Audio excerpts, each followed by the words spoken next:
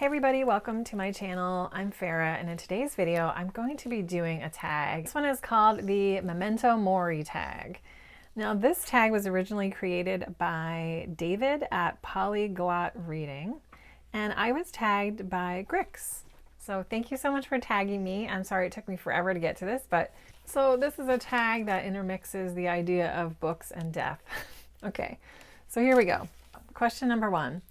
How many books will you be able to read before you die, considering your age and statistical life expectancy?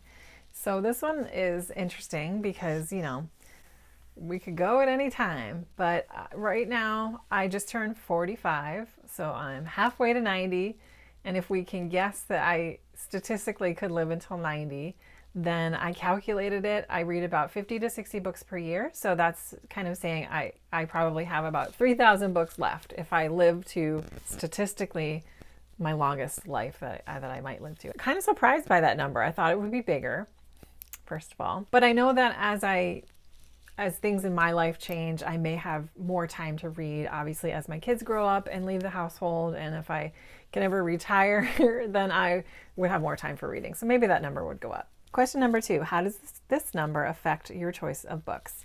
So again, this number feels like smaller than I thought. So it definitely is making me realize that DNFing is the way to go if books aren't working for you. DNF and move on. And I think that I'm starting to get the hang of that lately. So that's been a good thing.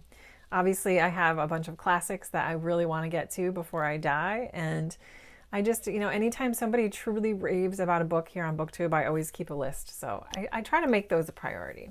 Question number 3, what will happen to your book collection once you have died? So I would guess that my family would just go through it and keep what they want, and then they would probably just donate the rest, is what I'm thinking. Question number 4, is there a book that helps you to cope with the disturbing fact of a limited lifespan?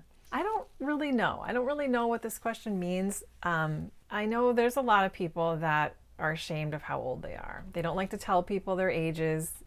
They feel embarrassed. But you know what? For me, I think it's from working in the field of nursing. Every year that I have a birthday, I feel intense gratitude and intense appreciation that I've made it this far. I can't tell you guys how many patients I've seen with breast cancer or strokes or tragic accidents that happen and they pass away. And I am just so proud to be every age that I make it to. So I don't know if there's a book that helps me cope with a limited lifespan, but I guess a book that I really enjoyed that talked a little bit about the afterlife in a fiction sense was part of the Chronicles of Narnia, and this one was called The Voyage of the Dawn Treader by C.S. Lewis. This book just had such a beautiful depiction of end of life when it came to our main character, of course, a little Reepy Cheepy. What's his name? Reepy Cheep. But I really liked how that book was done. It was a beautiful transition for this character to go into Aslan's country, which I guess represents heaven or the afterlife. And I just really liked that. I liked the imagery and stuff. So books that talk about the afterlife obviously are very comforting when you think about a limited lifespan. Because I personally just believe that our consciousness extends beyond our physical bodies. So I don't think that when you physically die, that's the end of you. Yeah. Question number 5, which book on the topic do you consider the most witty or entertaining?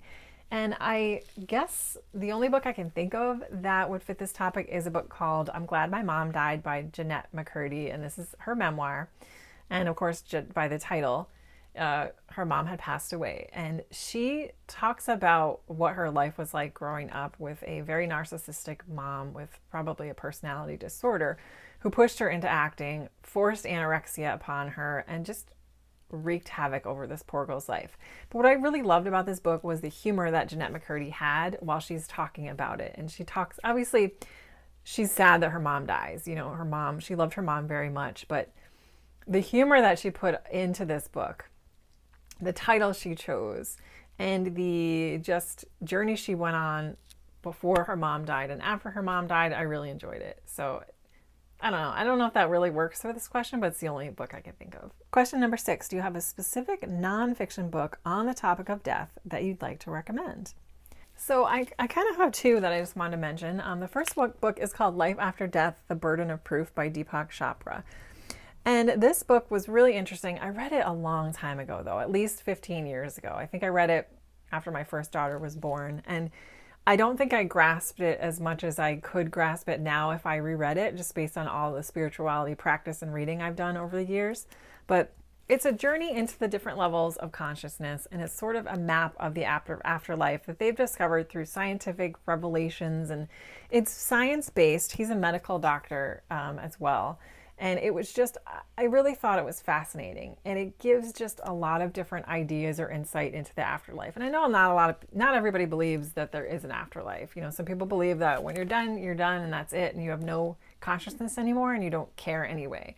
But for people that are interested in extended consciousness, the afterlife, what happens to your energy and your soul, I just really enjoyed this. And I've kept it because I want to reread it again, but I'm going to wait till I get through some other stuff before I reread it. Then the second book that I recommend that had a really profound impact on me is called Proof of Heaven, A Neurosurgeon's Journey into the Afterlife by Eben Alexander, who is a neurosurgeon.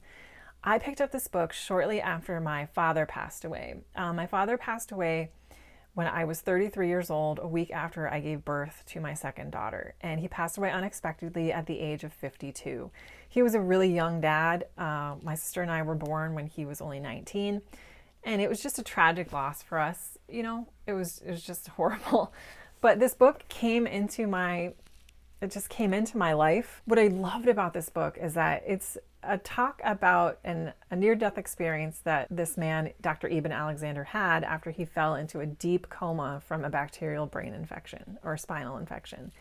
And what makes his near-death experience so profound is that the area of the brain that they usually attributed to near-death experiences, especially during cardiac arrests, was completely brain dead. So he woke up from this coma, which it was a miracle in itself based on what his body was doing and how they were treating it. And he had this profound experience.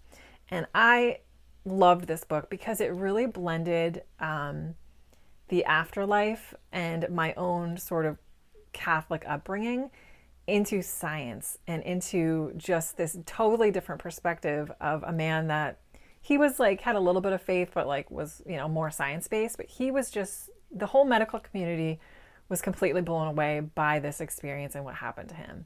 And so it was really great. I recommend it if you're interested in that type of thing. If you're like really, really into Christianity though, you might not like this because, you know, there's no presence of Jesus in his experience. There is an overwhelming experience of love and sort of that giant source energy. But I'll say, like, if you're like a really religious Christian person, you might be uncomfortable reading this because his experience maybe isn't what you picture the afterlife to look like. I found it really, really interesting and I absolutely loved it. Question number 7. Humor can be helpful to confront death. Do you have a favorite witty quote on this topic?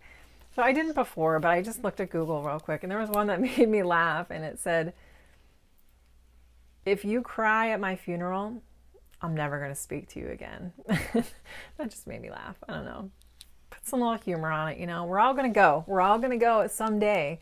And, you know, this actually makes me think of this wonderful booktuber that we just recently lost, Jennifer Brooks. I mean, she was only 30 years old and she just unexpectedly passed away in January. So, geez, you know, every day is a gift, you guys. And I hope that there's anything you take away from this video. Just remember that every night when you go to bed, just, you know, we're so thankful to be here. Question number 8, does this tag make you feel uneasy or are you quite relaxed about this topic? I think I'm pretty relaxed about it. I see on an almost daily basis from the nature of my work, I do read about people that pass away. I've seen people pass away. I have seen the experience of the soul leaving the body or the body dying, however you want to look at it. And it's something that is part of life. And I think that we avoid thinking about it, but it's a little uncomfortable, but what can you do? You can't stop it from happening. So you might as well embrace it, you know, as part of the journey. But thank you guys so much for watching.